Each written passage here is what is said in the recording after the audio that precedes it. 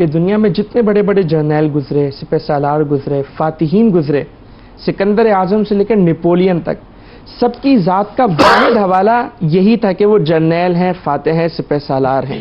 لیکن حضور علیہ الصلوۃ والسلام کے جب ہم اس پہلو پر بات کرتے ہیں کہ آپ سپہ سالار تھے، عظیم سپہ سالار تھے، تو وہ آپ کی زندگی کا صرف ایک پہلو ہے۔ ان کی زندگی آپ دیکھیں کہ انہوں نے شروع سے ٹریننگ کسی چیز میں، پھر جیسے ہی نوجوانی کا آغاز ہوا اس میدان میں آ گئے، پھر عمر بھر اس میدان میں انہوں نے جو ہے وہ اپنی خدمات انجام دی، پھر مسلسل سینئرز کی رہنمائی ان کے ساتھ رہی۔ لیکن سرکار علیہ الصلوۃ والسلام کی ذات کا معاملہ تو بالکل جدا ہے۔ آپ تو بعثت سے پہلے مکے میں کوئی پہلوان، کوئی جرنیل کے طور پہ تھوڑی بلکہ صادق و امین کے طور پہ مشہور، کوئی ٹریننگ نہیں ہے جی بالکل۔ اور پھر آپ دیکھیں کہ جب اعلان نبوت فرما دیا تو اس کے بعد کی جو 13 سالہ زندگی ہے اس میں نہ خود تلوار اٹھائی، نہ صحابہ کرام سے فرمایا کہ تلوار اٹھاؤ۔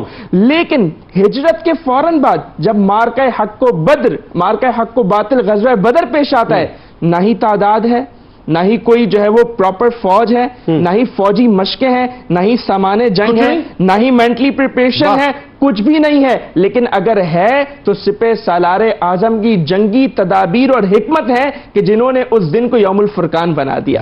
اب آپ دیکھیں گے بدر کا میدان ہے، نبی کریم علیہ الصلوۃ والسلام صحابہ کرام کی صف بندی اس طرح فرماتے ہیں کہ دشمن سمجھتا ہے تعداد زیادہ ہے، دل میں رعب داخل ہو جاتا ہے۔ غزوہ احد کو دیکھیں کہ درے پر تیر انداز بٹھا دیتے ہیں اور معاملہ وہیں سے گھومتا ہے۔ خیبر کے خندق کے میدان میں آ جائیں تو مدینے کے باہر آپ خندقیں کھدوا دیتے ہیں، اور پھر آپ آگے چلیں فتح مکہ کے موقع پر نبی کریم علیہ السلام نے کیا کیا؟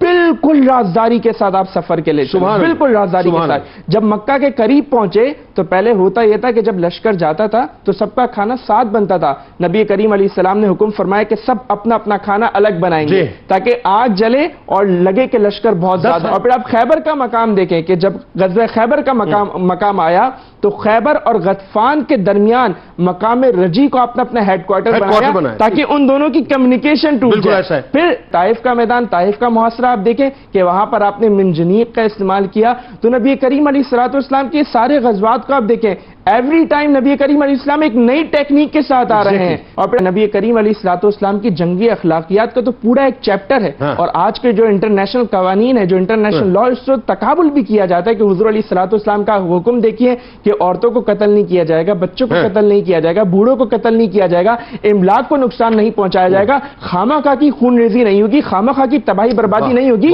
اور جب جہاد ہوتا تھا نا، جس شہر میں جہاد کے لیے جاتے تھے پھر باقاعدہ وہاں پہ ایک نظام سیٹ کیا جاتا تھا۔ آپ دیکھیں فاروق اعظم رضی اللہ تعالیٰ عنہ کئی مقامات پر لشکر آگے بڑھ رہا ہے، فاروق اعظم رضی اللہ تعالیٰ عنہ نے فرمایا کہ نہیں ابھی رک جاؤ، کیونکہ ہمارا مقصد صرف تباہی نہیں ہے بلکہ ہمارا مقصد تو یہ کہ ہم وہاں جائیں، وہاں کے لوگوں کو پروٹیکشن دیں۔ ایسا نہیں کہ جب صلیبی جنگیں بیت المقدس میں داخل ہوئی تو روایات میں آتا ہے کہ ان کے جو گھوڑے تھے، ان کے گھوڑوں کی جو ٹانگیں تھی وہ خونوں میں ڈوبی ہوئی تھی۔ تو حضور علیہ السلام کا بطور سپہ سالار اپنے سپاہیوں کے ساتھ معاملہ، اور پھر یہ جو آپ نے باتیں کی کہ آپ نے مسئلہ کرنے کی اجازت نہیں دی، تو آج ہم لوگوں کی عزتوں کا مسئلہ کر رہے ہیں۔ ہمارے ہاتھ میں تلوار نہیں ہے، ہم گردن نہیں اڑا سکتے، لیکن ہمارے ہاتھ میں سوشل میڈیا ہے نا، ہمارے ہاتھ میں کی پیڈ ہے، تو ہم اس کے ذریعے لوگوں کی عزتوں کا مسئلہ کر رہے ہیں۔ تو ہمیں سیرت کے اس پہلو سے سبق لینا چاہیے، لوگوں کی عزتوں کو نہ رون دیں۔